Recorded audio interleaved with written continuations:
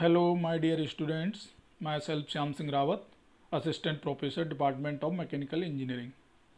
Today, here we will discuss about various manufacturing processes for ferrous metals and alloys. जैसा कि last video में आपने देखा, basic classification of engineering materials. Engineering materials को basically 4 category में classify किया गया है, जिसमें पहली कैटेगरी है metals and alloys. Metals and alloys को 2 कैटेगरी में क्लासीफाई किया गया है। उसमें पहली कैटेगरी आपकी फेरस मेटल्स एंड अलॉयज़। तो यहाँ पे हम स्टडी करेंगे different types of manufacturing process for ferrous materials. Ferrous materials होते क्या हैं बेसिकली? फेरस मटेरियल्स आपके आयरन और आयरन बेस्ड अलॉयज़ हैं। एग्जांपल में देखें आप, कास्ट आयरन है, स्टील्स है, रॉट आयरन है, पिग आयरन है। तो ये सभी क्या हैं? आयरन और कार्बन के अलॉयज़ हैं। ठीक है। तो जहाँ पे बेसिक एलिमेंट आयरन होगा वो सभी मटेरियल्स आपके फेरस मटेरियल्स होंगे। ठीक है। तो यहाँ पर ये डिफरेंट जो मटेरियल्स हैं, डिफरेंट जो मेटल्स एंड अलॉयज़ हैं, इनकी मैन्युफैक्चरिंग प्रोसेस के बारे में आप स्टडी करेंगे। इससे पहले तक आपका introduction of engineering materials, different types of bondings, crystal structures present in solid materials, Miller indices for representing different types of planes and directions and basic classification of engineering materials तक आपका हो चुका है। ठीक है। तो आज यहाँ पे इससे पहले अपन थोड़ा सा रिवाइज कर लें। तो सबसे पहले आपका इंट्रोडक्शन ऑफ मटेरियल्स कि मटेरियल्स होता क्या है।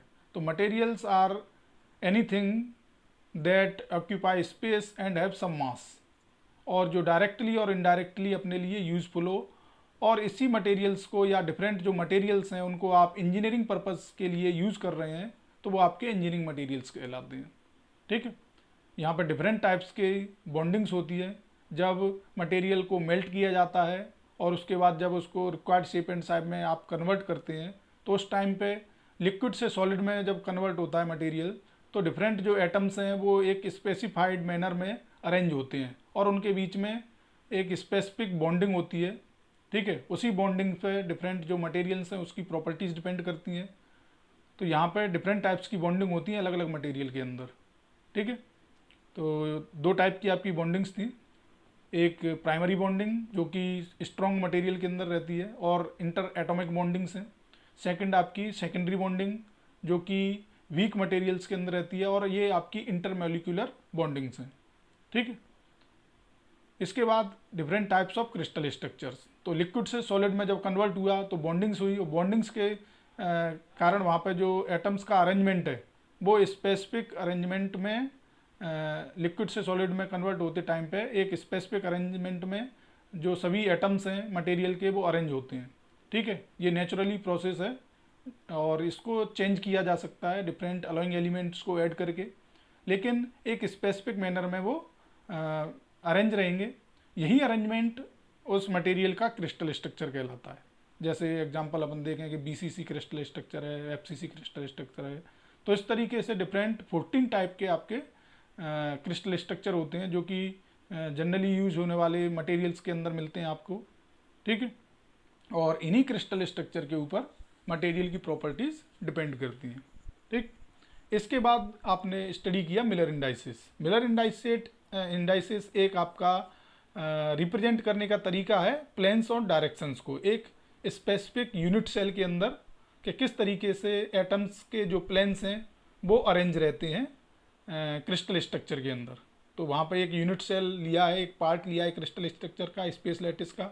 उस स्पेस लैटिस के अंदर डिफरेंट जो प्लेन्स हैं उसको रिप्रेजेंट किया गया है और उन प्लेन्स की डायरेक्शंस क्या है।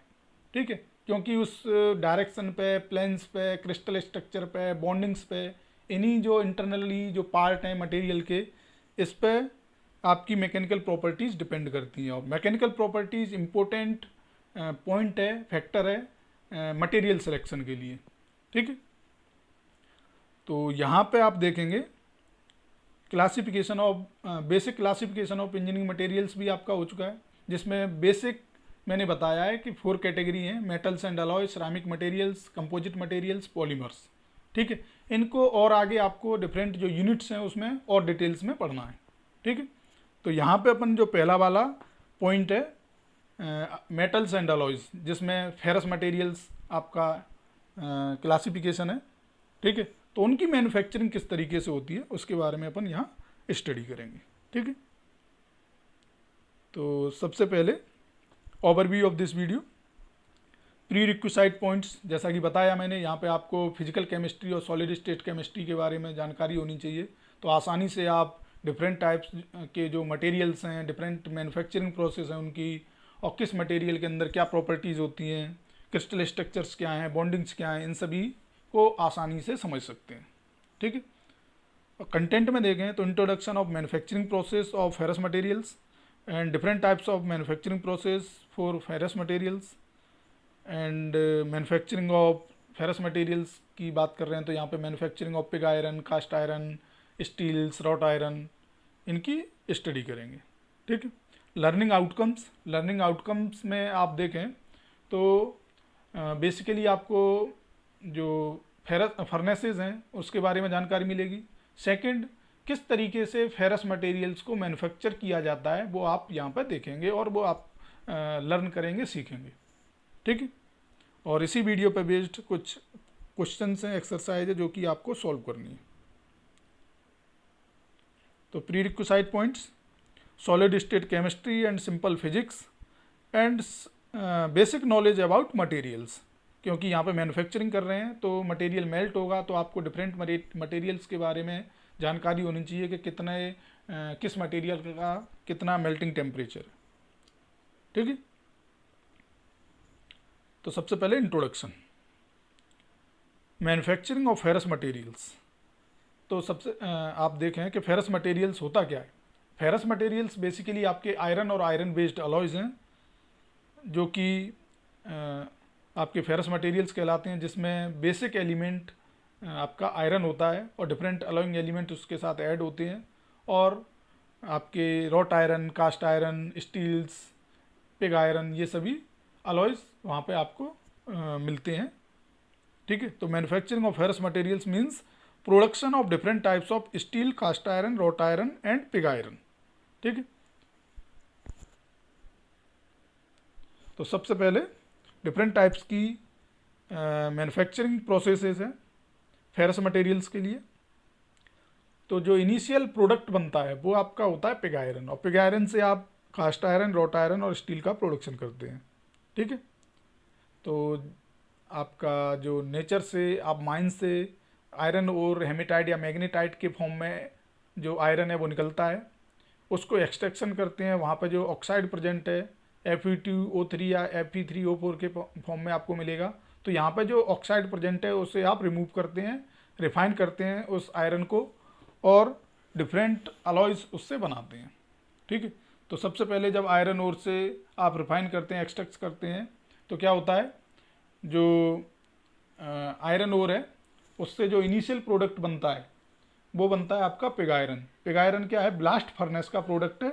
ये जो प्रोसेस होती है एक्सट्रैक्शन टू आयरन ओर, वो किसके अंदर होती है, ब्लास्ट फर्नेस के अंदर।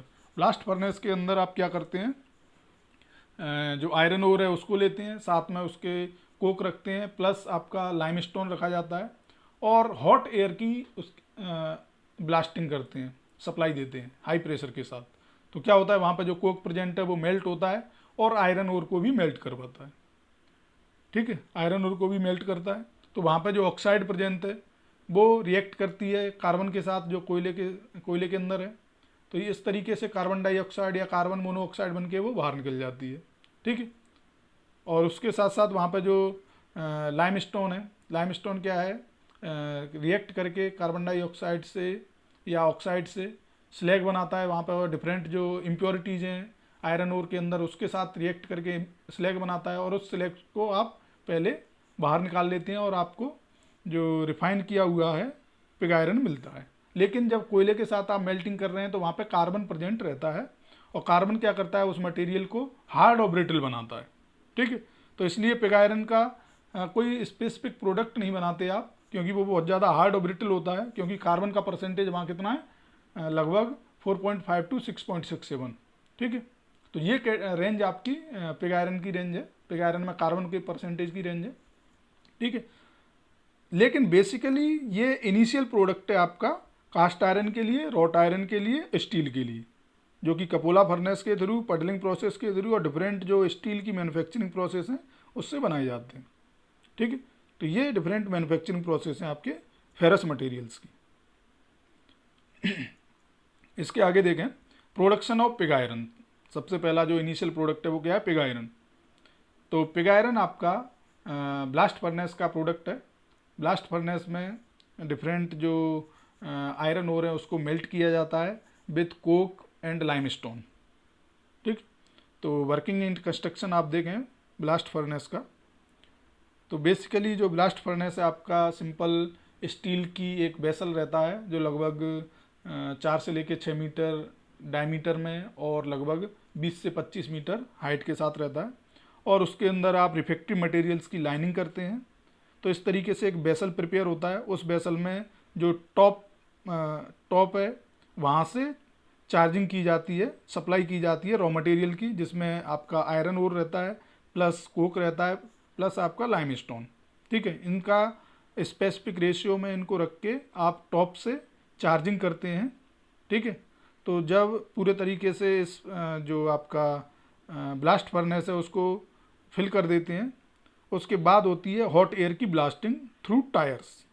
ठीक है, जैसा कि डायग्राम में आपको दिखाई दे रहा है, साइड में ये टायर्स हैं जिससे हॉट एयर की ब्लास्टिंग कर रहे हैं, सप्लाई दे रहे हैं हाई प्रेशर के साथ। तो यहाँ पे जो कोयला, लाइमस्टोन, आयरन और प्रेजेंट है वो क्या है? मेल्ट होंगे।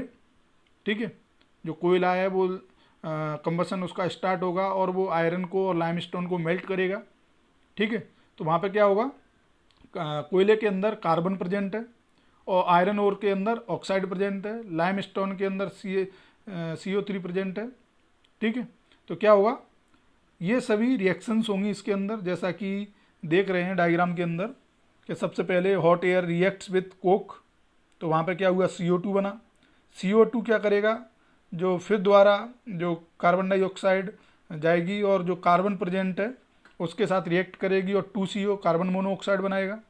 ठीक है, तो इस तरीके से डिफरेंट जो रिएक्शंस हैं वो होंगी और ये आपकी सिंपल हॉट गैसेस के फॉर्म में, धुएं के फॉर्म में चिमनी के थ्रू बाहर चले जाएंगी।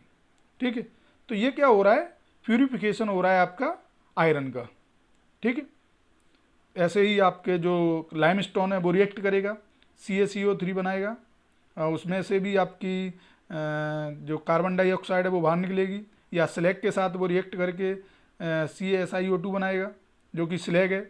ठीक है, तो इस तरीके से डिफरेंट इम्प्योरिटीज़ के साथ कंबाइन होकर वो स्लैग प्रिपेयर करेगा और जो ऑक्साइड है उसके साथ रिएक्ट करके वो कार्बन डाइऑक्साइड या कार्बन मोनोऑक्साइड बनाएगा और वो धुएं के फॉर्म में आपकी बाहर निकलते जाएंगे।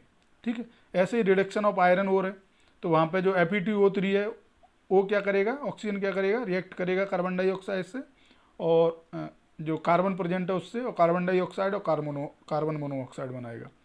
ठीक है, तो ये सभी रिएक्शंस ब्लास्ट फर्नेस के अंदर हो रही हैं और मटेरियल मेल्ट होता जा रहा है, लेकिन वहाँ पे जो कोयला प्रेजेंट है वो क्या करेगा? कार्बन के परसेंटेज को इम्प्रूव कर देगा आयरन के अंदर। ठीक है, तो यहाँ पे स्लैग आपका जो इम्प्योरिटीज़ हैं वो नीचे जाके आपकी मोल्टन जो मटेरियल है उसके ऊपर तैरने लगेंगी, तो जो स्लैग होल है वहाँ से आप उस स्लैग को बाहर निकालेंगे और जो टैपिंग होल है उससे जो पिग आयरन है, मोल्टन स्टेट आयरन है, उसको बाहर निकालेंगे और कास्ट करने के लिए रख देंगे।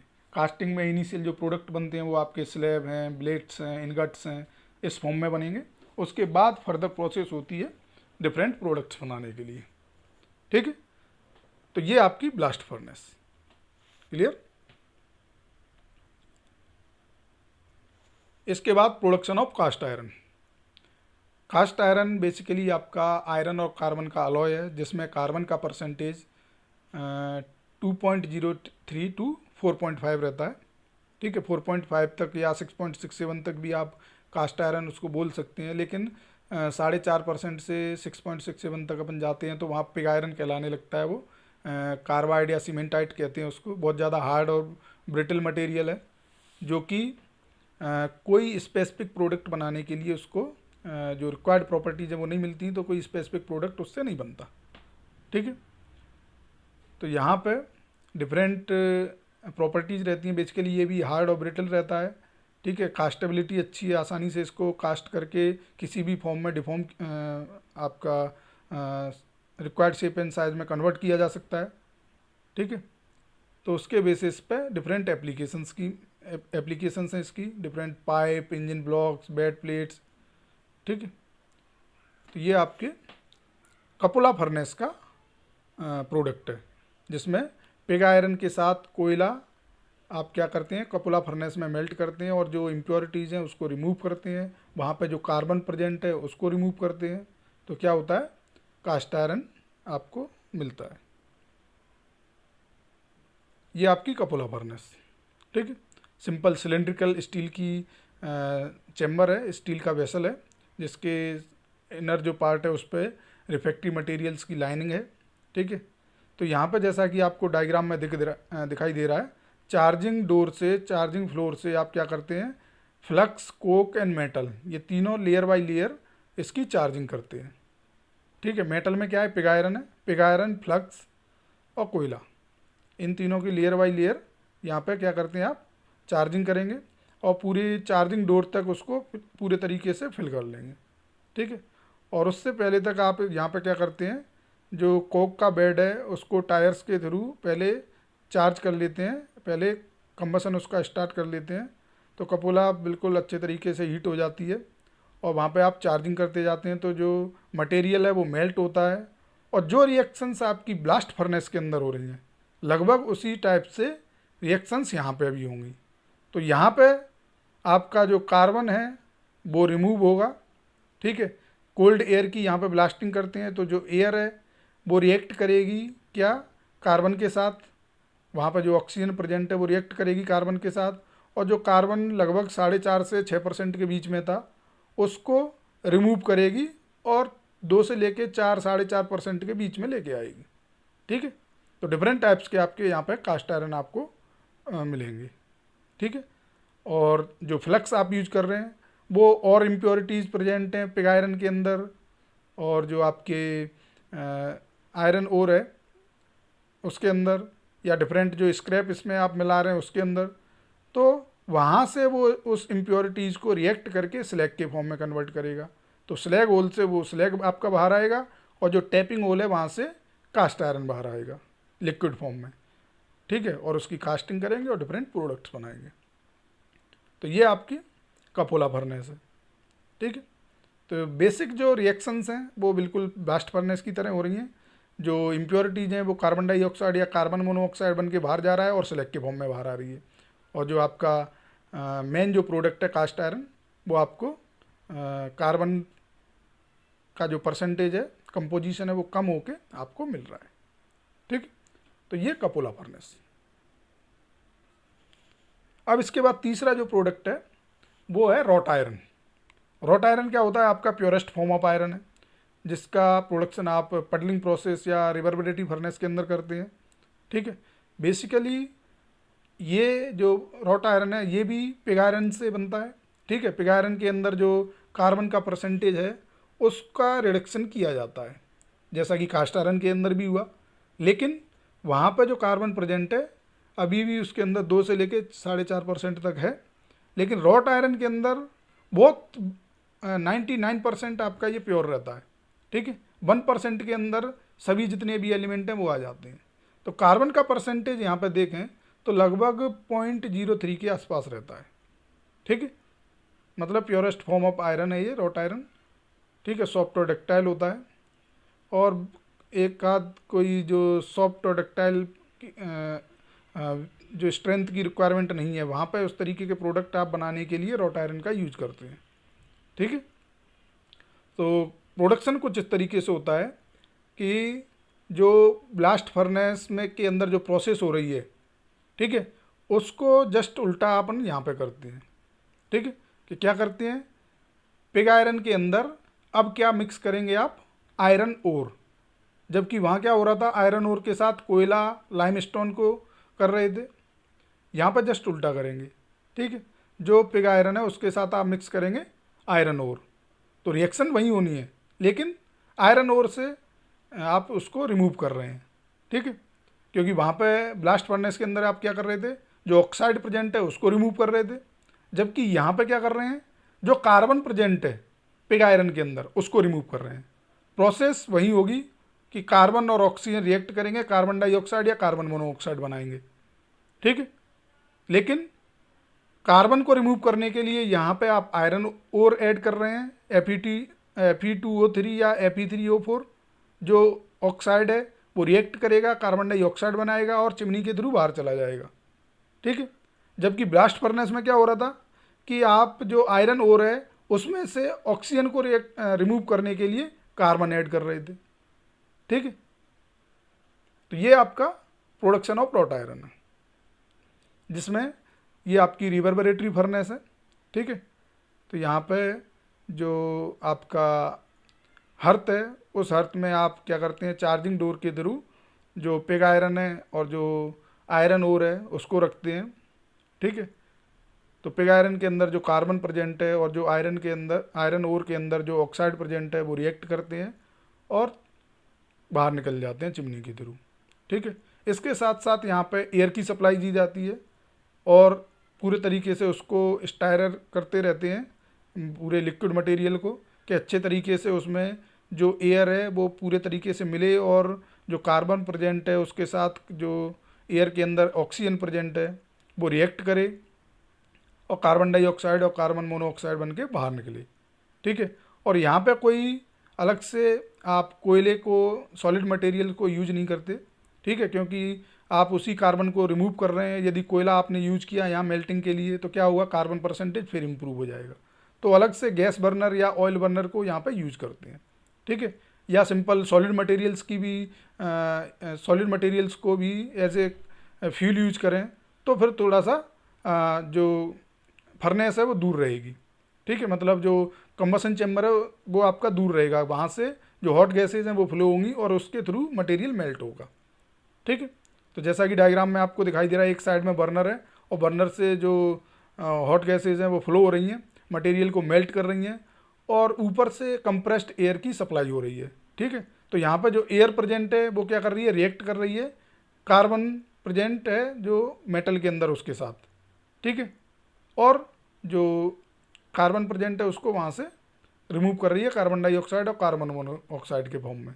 और साथ में इसको जो लिक्विड मटेरियल है उसको आप एक स्टायरर से उसको स्टायर्ड करते रहते हैं, ठीक है, जिससे अच्छे तरीके से वो मिक्स हो एयर, जो ऑक्सीजन एयर के अंदर जो ऑक्सीजन प्रेजेंट है वो अच्छे तरीके से मिक्स हो और वहाँ से इम्प्योरिटीज़ को रिमूव करे, ठीक है।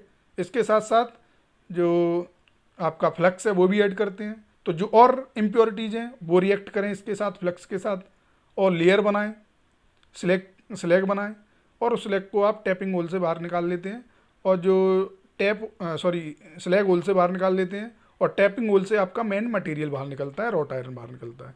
अब इसके बाद भी जब उसको आप सॉलिड मटेरियल में बाहर निकालेंगे, लिक्विड मटेरियल को बाहर निकालेंगे और सॉलिडिफाई करेंगे तो वहाँ पे उसको क्रश करते हैं बिल्कुल छोटे छोटे पार्टिकल्स के फॉर्म में और उसमें जो इम्प्योरिटीज़ हैं वहाँ से उसको रिफाइन करते हैं, फिर दोबारा यही प्रोसेस फिर करते हैं।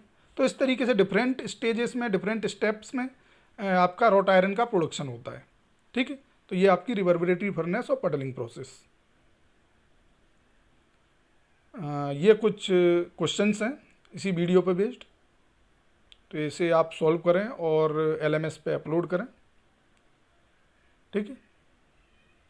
तो यहाँ पे आपने देखा बेसिक जो मैन्युफैक्चरिंग प्रोसेस है आपकी फेरस मेटल्स एंड अलॉयज़ की, इसमें कास्ट आयरन का प्रोडक्शन, पिग आयरन का प्रोडक्शन एंड रॉट आयरन का प्रोडक्शन, कि किस तरीके से ब्लास्ट फर्नेस के अंदर पिग आयरन का प्रोडक्शन किया जाता है और उस पिग आयरन को यूज करके आप कास्ट आयरन बनाते हैं। रॉट आयरन भी पिग आयरन से बनता है, लेकिन थोड़ा सा जो प्रोसेस है वो अलग अलग है, ठीक है।